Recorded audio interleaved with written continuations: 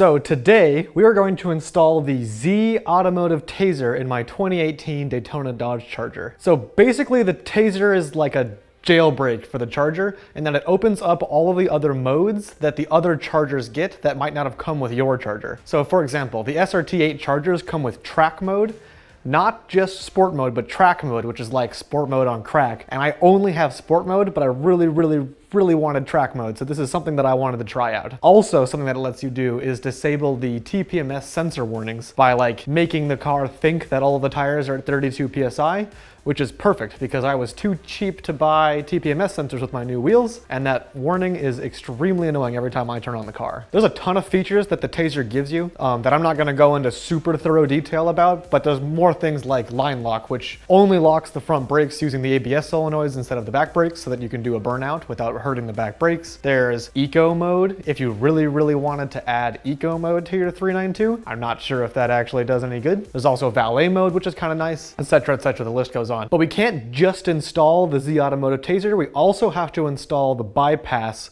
thing that it comes with or is optional depending on the year of your car. For the 2018 Chargers, you can't just use the front OBD2 port because it is software locked and it's got security things that make it so that this doesn't do what it's supposed to do. So what you do instead is you install the Z Automotive Tazer bypass in the trunk, which essentially adds a second OBD2 port, which means that we can also just leave this in the trunk and never have to worry about it again, which is kind of nice because some people on the older Chargers where they don't need the bypass do say it's annoying when you have to say use the parking brake and you kind of kick it and things like that. So we're going to install the bypass and the Tazer and then walk you through what the Tazer can do a little bit and show you some of that. So I put the seats down in the back, and you can see this Velcro here is what we need to remove from this trunk piece, and that's literally it. Now we can pull the trunk piece out as well. So lift up, and it just slides right. As always, when messing with the electronics of the car, we're going to disconnect the battery first by using a 10mm socket on the negative terminal, and then we set this aside.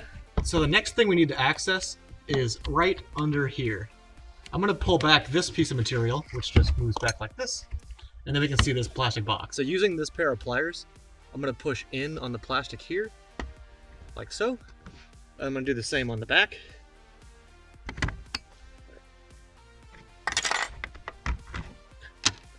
So next thing we need to do is look at the green and white connectors from the bypass kit. You'll notice that this white connector here has all green connectors in it and one open spot. So we're going to use that open spot to connect the green connector from the bypass kit. And that just slides in like so. And then we take the white connector and we're going to connect it under here into any one of the open spots. So I'm going to plug it into the last one just because it might be the easiest one to get to, like so. And we can reinstall our black plastic cover. Cool. So the next two pieces of the bypass kit that we need to look at are the ground and the power. So this one's actually kind of interesting. You basically pull out one of the fuses and put that fuse into this, and then you plug this whole thing where the fuse was. And we're actually going to use the radio fuse, which I'll show you the position for in a second. We need to pull off this fuse box cover like this.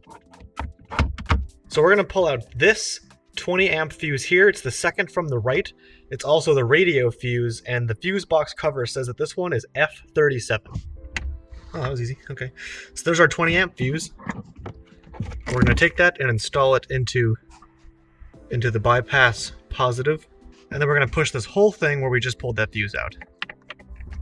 Just like that. So we'll go ahead and reinstall that cover now. Just like that. And there we go. So next thing we're going to do is install this ground wire. This post is a ground post. So all we're going to do is loosen it a little bit and then put this at the base of that post and then tighten it back up and we'll be good to go. This is also a 10mm bolt.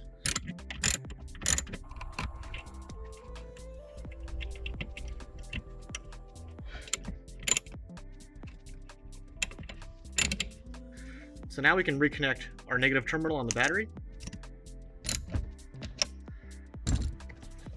So now we can take the Tazer itself and plug that into essentially what is our second OB, like so.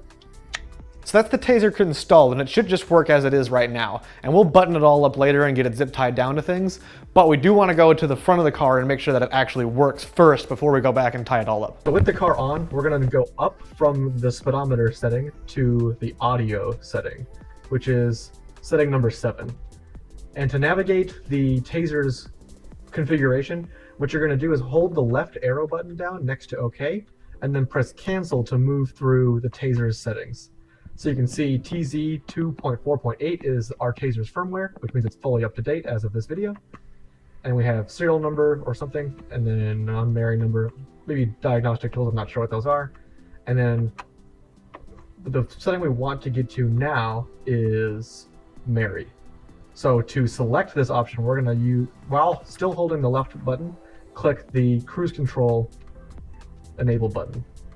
And now we can see that it's marrying the Tazer to this car.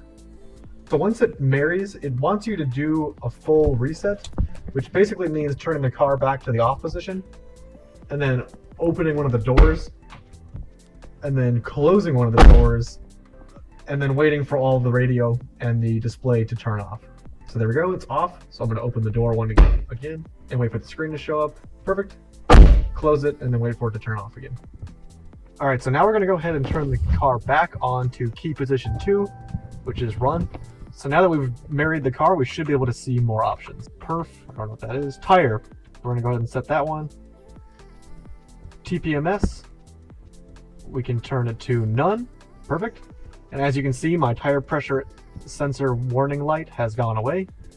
Hellcat, cool. We'll set it to Hellcat and keep looking through the things. I think this setting lets you control the windows with your key fob. So SRT set is the one that I want to change to make the whole cluster act like an SRT instead of my regular 392.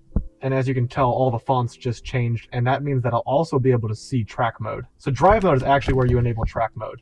So I'm going to set drive mode to SRT, which will allow me to set track mode in the SRT 8 setting. And if you really feel like having some fun in your 392, you can allow the option to turn on eco mode. I have no idea if that'll actually do anything to this car, but we can turn it on and play with it later. So because I can't see track mode still, what we're going to do is we're going to hit full reboot in the Tazer settings, and then wait for this countdown timer. That's going to take a couple of minutes, I guess. But once it gets to the end of that timer, I do think we have to disconnect and reconnect the battery, and then hopefully I have the track mode back. Reach the end of that really long reboot counter. I'm going to go ahead and turn the car back off, and then go disconnect the battery, and then reconnect the battery, and we'll see where that gets us. We're going to put the car back into run. So almost always when you reboot the car the first time after unplugging and replugging the battery, you get this way better looking, in my opinion, blue UI, but that does mean that you don't have a lot of the settings. So you do just have to turn the car off and then back on again to get it back into the normal UI. So as you can see, by turning it off and back on again, the screen goes back to normal. Now we can click our Super Track Pack button, which takes us to the SRT version of the screen. We also have Valet, Eco, and Launch Control, but I already had Launch Control. So we'll go to Custom and Custom Setup. And now you can see we have Track Mode, which is the best setting in the entire car by far, and is totally worth the Tazer, hands down. You also get a bunch of other track settings and things as well that are all fun. Track steering means that you basically don't have power steering. Traction in sport mode means that it turns off everything about the car, so no more ABS or stability control or anything like that. And transmission being in track mode means that it shifts very hard and does not shift up gears very frequently. It won't even get into gear 8, and it's very hard to drive it in track mode in like a parking lot. So naturally I have it set to turn to track mode automatically when the car turns on. I like this car so much better that way, but you will reduce your gas mileage by 2 or 3 on average. I'm kind of curious about eco mode. Oh, I can't go into eco mode? Oh, because I'm eco. Look at that, cool. Transmission, eco. That's pretty neat. I'll have to see what that actually is like. And the other thing you get is Valet Mode, which is also a feature only available on the SRTs normally, but is now available with this with the Tazer, which is awesome. Do not forget your passcode though. You cannot get out of it without disconnecting and reconnecting the battery. So if you actually use valet mode in a valet situation, unless you have a 10mm wrench on you, you will not be able to get your car back out of valet mode. So now that we definitely know this works, we can tie it to something that is not, so that it's not just kind of sitting up here. So when I installed this the first time, I used this wire, this big cable here, and I just set it next to it and put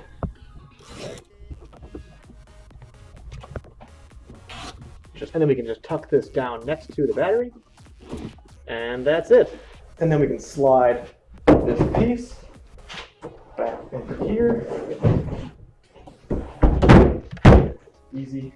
If you want a more thorough guide about the Tazer and what all the settings do, let us know and I can try to do that.